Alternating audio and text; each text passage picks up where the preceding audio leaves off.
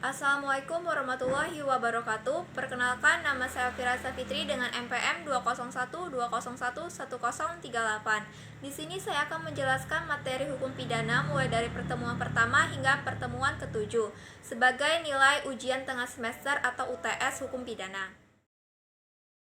Pengertian hukum pidana. Metzger dalam Sudarto 1990 mengartikan hukum pidana adalah aturan hukum yang mengikat kepada suatu perbuatan yang memenuhi syarat-syarat tertentu suatu akibat berupa pidana. Jadi, menurut Metzger, pengertian hukum pidana meliputi dua hal pokok, yaitu aturan hukum yang mengatur tentang yang pertama, perbuatan yang memenuhi syarat-syarat tertentu, dan dua, pidana. Jenis-jenis hukum pidana. Hukum pidana dibedakan menjadi dua, yaitu yang pertama, hukum pidana material. Hukum pidana material adalah aturan hukum yang memuat tindak pidana, contohnya yaitu KUHP. Dua, hukum pidana formil.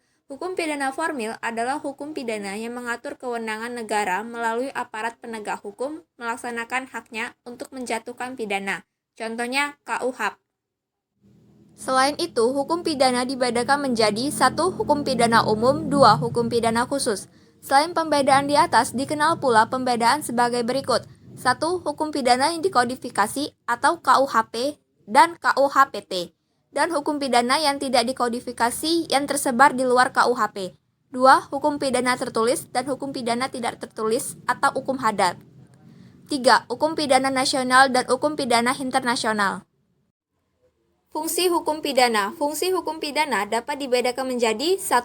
Fungsi umum hukum pidana yang berfungsi untuk mengatur kehidupan bermasyarakat. 2. Fungsi khusus hukum pidana yang berfungsi untuk melindungi kepentingan hukum dari perbuatan yang memperkosanya dengan sanksi pidana. Fungsi khusus hukum pidana dibedakan menjadi fungsi primer, fungsi sekunder, dan fungsi subsidiar.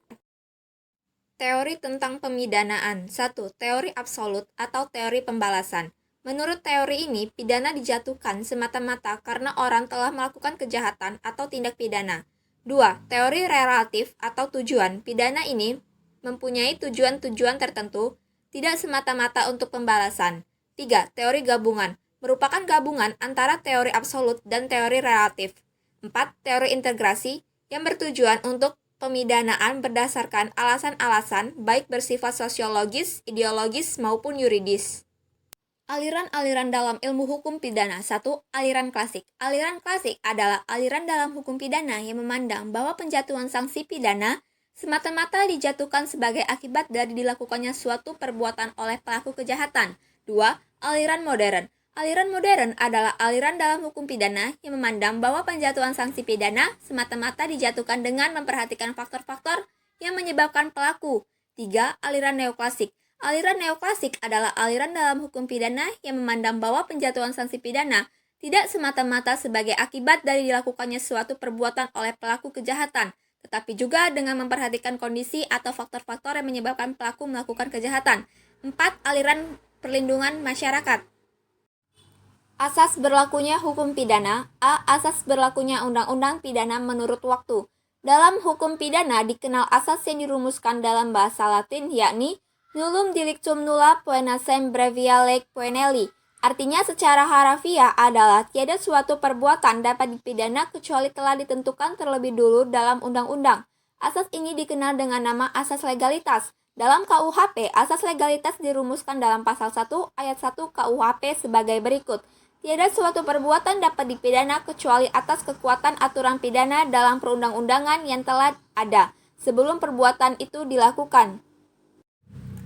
Asas legalitas dalam konsep KUHP 2013 juga diatur secara tegas, bahkan larangan menggunakan analogi dinyatakan secara tertulis. Konsep KUHP 2013 mengatur asas legalitas dalam pasal 1 ayat 1. Dengan dianutnya asas legalitas dalam hukum pidana Indonesia, maka membawa konsekuensi dalam penerapan hukum pidana itu, baik di dalam peradilan maupun masyarakat. Sekurang-kurangnya ada 3 konsekuensi utama sehubung dengan dianutnya asas tersebut, yaitu 1. Suatu tindak pidana harus dirumuskan terlebih dahulu dalam undang-undang pidana. 2. Tidak boleh menggunakan analogi di dalam menerapkan undang-undang pidana. 3. Undang-undang pidana tidak boleh berlaku surut atau retroaktif. Hubungan sebab akibat atau teori kausalitas berkaitan dengan perbuatan manusia yang menimbulkan suatu peristiwa pidana, kadang-kadang timbul persoalan dalam menetapkan perbuatan atau kejadian mana yang dapat dianggap sebagai suatu penyebab dari suatu peristiwa pidana, sehingga dibutuhkan suatu teori yang mengkaji hubungan sebab akibat dalam hal tersebut suatu tindak pidana. Teori tersebut dikenal dengan nama teori kausalitas. Teori kausalitas hendaknya menetapkan hubungan objektif antara perbuatan manusia dan akibat yang tidak dikehendaki oleh undang-undang. Dalam mencari sebab akibat suatu tindak pidana, ada beberapa teori yang terkenal, yaitu 1. Teori ekuivalensi. Teori ini diajarkan oleh von Bury. Menurut beliau, sebab adalah tiap-tiap syarat yang tidak dapat dihilangkan untuk timbulnya akibat. Ada juga yang menyebutkan teori ekuivalensi, karena menurut teori ini tiap-tiap syarat sama nilainya atau ekuivalensinya. Jika syarat tidak ada, maka akan lain akibatnya. 2. Teori individualisasi. Menurut Traeger, inti dari teori ini adalah dari semua peristiwa yang terjadi, hanya dicari satu peristiwa saja yang harus dianggap sebagai sebab daripada akibat itu. Sehingga dalam melihat suatu kasus tindak pidana, ukuran yang dipakai adalah dari serentetan faktor yang aktif dan pasif, dipilih sebab yang paling menentukan dari peristiwa tersebut. Sedangkan faktor-faktor lainnya hanya merupakan syarat belaka. Jadi teori ini mendasarkan penelitiannya pada fakta setelah delik terjadi. S.R. Sianturi 1982.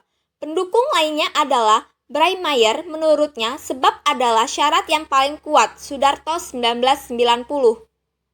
3. Teori generalisasi atau teori Eckhart. Teori ini mendasarkan penelitiannya pada fakta sebelum tindak pidana terjadi. Maksudnya, apakah di antara serentetan syarat itu ada perbuatan manusia yang pada umumnya dapat menimbulkan akibat semacam itu. Artinya, menurut pengalaman hidup biasa atau menurut perhitungan yang layak, mempunyai kadar kasus untuk itu. Dalam teori ini dicari sebab apa itu Eckhart untuk timbulnya akibat yang bersangkutan. Eckhart artinya dibuat sama. Oleh karena itu, teori ini disebut teori Eckhart. Teori Eckhart dapat dibedakan menjadi A. Teori Eckhart subjektif dan teori Eckhart yang objektif. B. Asas berlakunya undang-undang pidana menurut tempat. Mengenai ruang berlakunya undang-undang pidana menurut tempat, dapat disebut beberapa asas. 1. Asas teritorial. 2. Asas personal. 3. Asas perlindungan. Dan 4. Asas universal. C. Tempat terjadinya tindak pidana. Untuk menuntut seorang di depan pengadilan perihal suatu tindak pidana, maka harus pasti tentang waktu dan tempat terjadinya tindak pidana itu. Untuk menetapkan locus delicti, ada 3 teori, yaitu 1. Teori perbuatan material atau perbuatan jasmani. B. Teori akibat. C. Teori instrumen. Sekian penjelasan materi hukum pidana dari saya. Terima kasih. Wassalamualaikum warahmatullahi wabarakatuh.